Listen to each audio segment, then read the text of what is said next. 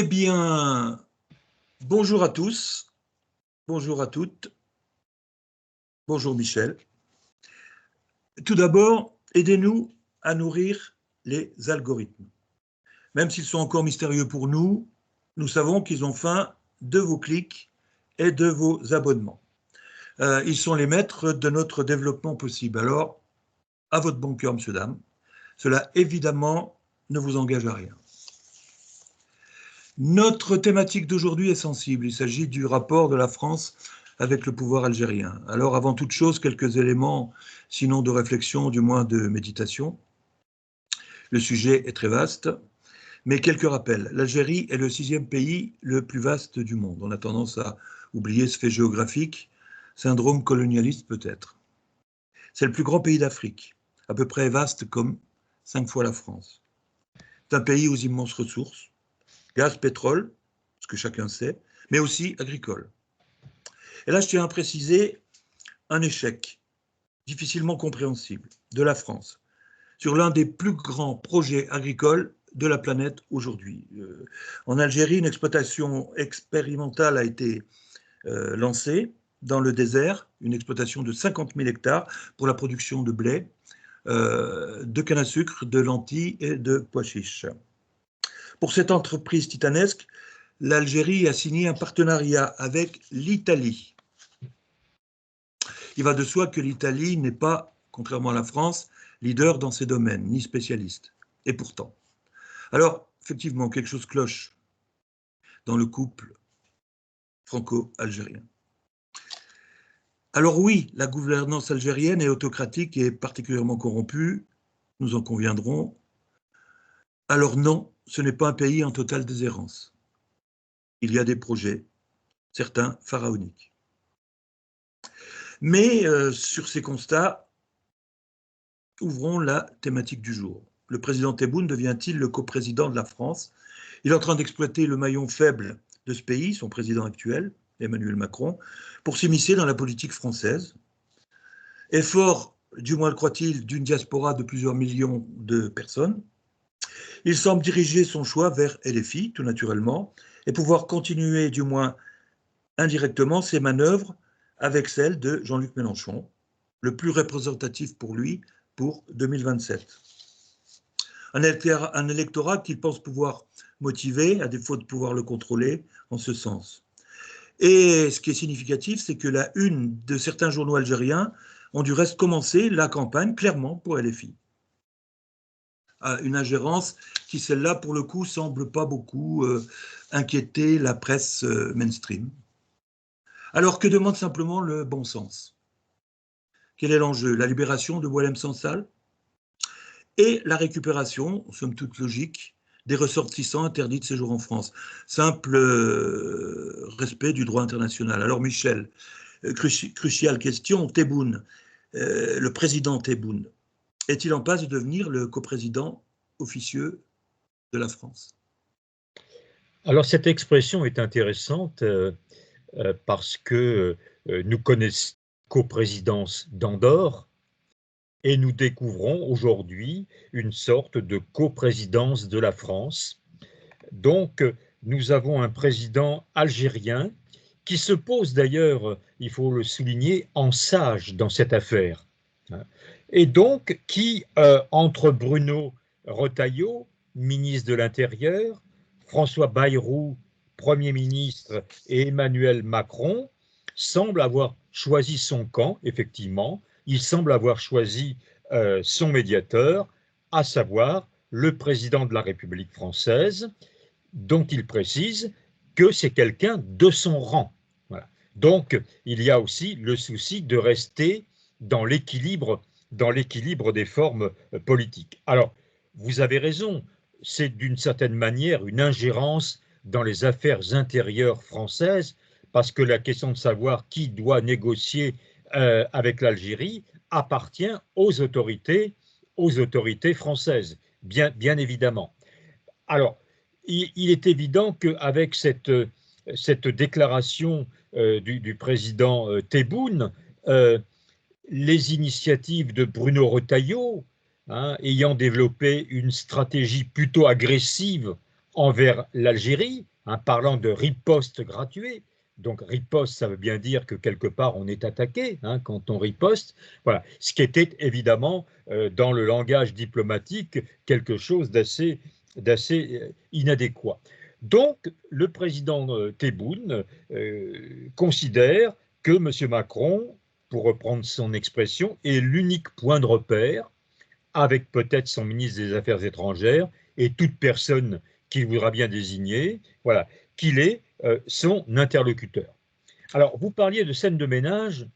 Je crois qu'il faut faire un petit retour en arrière, simplement en remontant à l'année 2024. Bon, la relation bilatérale a connu une première grave tension en juillet dernier, quand le président Macron a apporté son soutien à un plan d'autonomie sous souveraineté marocaine pour le Sahara occidental, qui, je le rappelle, est un territoire au statut non défini par l'ONU et qui est revendiqué notamment par les indépendantistes du Polisario, soutenus précisément par l'Algérie, ce qui a comme conduit Alger à retirer son ambassadeur à Paris.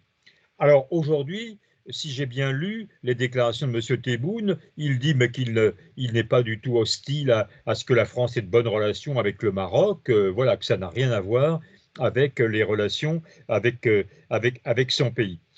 Alors, je pense que dans cette affaire, ce qui est important, c'est de résoudre les deux questions que vous avez abordées, bien sûr, le sort de Boualem Sansal, qui est un homme âgé et a fortiori malade, atteint d'un cancer, dit-on, voilà. Et puis, ces fameux ressortissants algériens indésirables en France pour Oui, cause de délinquance. Voilà, donc il y a oui, ces Michel. questions sur la table. Et en fait, au-delà de toutes les autres problèmes, de tous les autres problèmes et gesticulations, euh, pour ce qui concerne la France et en particulier Bruno Retailleau, c'est les seuls objectifs, c'est les seules demandes. Il n'y a rien d'autre pour le moment. C'est reprendre les ressortissants et libérer Boualem Sansal. Je veux dire, et Tebboune essaie d'en faire un problème général franco-algérien, ne devant être arbitré que par Emmanuel Macron, dont il connaît la faiblesse, et qui va lui servir de levier pour, pour s'ingérer dans la campagne de 2027 en France. Ça, c'est clair aujourd'hui. Voilà, on peut penser que, évidemment, Emmanuel Macron a une autre lecture de l'événement et qu'il Oui. traduit cette initiative du président algérien comme une victoire pour lui. Ben, dans la mesure où le président le flatte, Michel, c'est pas. Là, je parle à un spécialiste de la question. Si vous flattez Emmanuel Macron, vous obtenez tout de lui. Absolument, absolument. Alors, il est évident que le point fort d'Emmanuel Macron, on l'a dit déjà à quelques reprises, c'est que nous sommes avec l'Algérie dans le domaine de l'international. Le domaine de l'international, c'est constitutionnellement le domaine du président, qui s'appuie également sur la notion de domaine réservé. Donc, finalement, indirectement, le président Tebboune valide cette conception de la présidence République française dans les affaires qui sont des affaires internationales. Voilà, sachant que on peut limiter cette vision-là par le fait que euh, pour la libération de Boualem Sansal, oui. Pour pour le retour des OQTF, ça ressort quand même, c'est quand même du ressort du ministre, du Premier ministre et du ministre de l'Intérieur. Voilà, il faut surtout ajouter que ça ressort d'une procédure spécifique, Voilà. dont on voit qu'elle est mise en application avec l'affaire Doualem, cet influenceur algérien Voilà. qui est conduit ou appelé à repartir en Algérie, où soit dit en passant, il n'a pas d'attache, et donc personne pour l'accueillir. Mais enfin, c'est une autre question. Et là, on a remis en branle la procédure ordinaire de rapatriement des personnes indésirées en France. Il y a eu nous encore avons une déclaration ce matin du président Tebboune à sa diaspora concernant la protection du gouvernement algérien qui sera faite à tous les ressortissants algériens ou d'origine dans la mesure où ils se tiennent correctement dans le pays d'accueil. Voilà, Donc, il a rappelé également qu'il y avait un certain nombre de comportements ou de propos de résidents algériens en France qui relevaient de la simple liberté d'expression. voilà. Alors, je retourne à ma question initiale avant notre conclusion, Michel. Est-ce que, sans caricaturer et sans humour, on peut déclarer que, quelque part, le président Tebboune est coprésident, pour une part, de la France?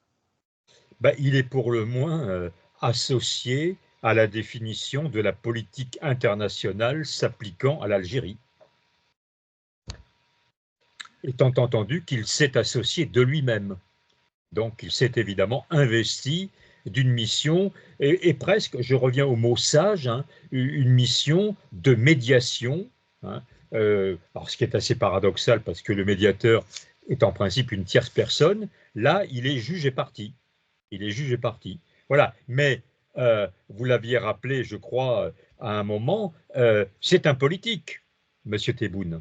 Au Contrairement à contraire, Emmanuel Macron, oui. voilà, c'est un vrai politique. Donc, il a quand même une ligne de conduite, il a une grille d'analyse. Voilà, c'est pas un sanguin qui va réagir en fonction, évidemment, de l'humeur du moment. Voilà, j'ai envie de dire, lui réfléchit avant de parler. Il a quelque part une formation commune politique avec Vladimir Poutine. Oui, tout à fait. Voilà, c'est un point commun entre ces deux chefs d'État. Voilà, qui ont par ailleurs des relations importantes. Chercher l'erreur. Absolument. Voilà, ben Michel, nous avons fait un premier tour. Je pense qu'on aura l'occasion d'y revenir, parce qu'en fait, le problème le plus crucial, en fait, pour des tas de raisons, pour des raisons de population, pour des raisons politiques, pour des raisons géopolitiques, l'Algérie va rester comment dire, je ne veux pas dire le problème, parce que ça serait restreindre la question, mais restera en tête des actualités en tout cas dans nos entretiens, en tout cas pour le moins dans le pays et dans les semaines et les mois qui viennent. Eh bien, en attendant notre prochain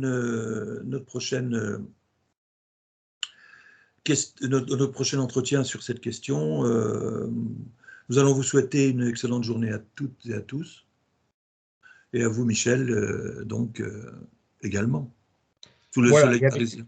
et avec une météo moyenne. Il ne Voilà, fait pas grand soleil, mais il ne pleut pas. pareil, tout pareil. Bien, bonne Bonne journée à journée. tous, à bientôt.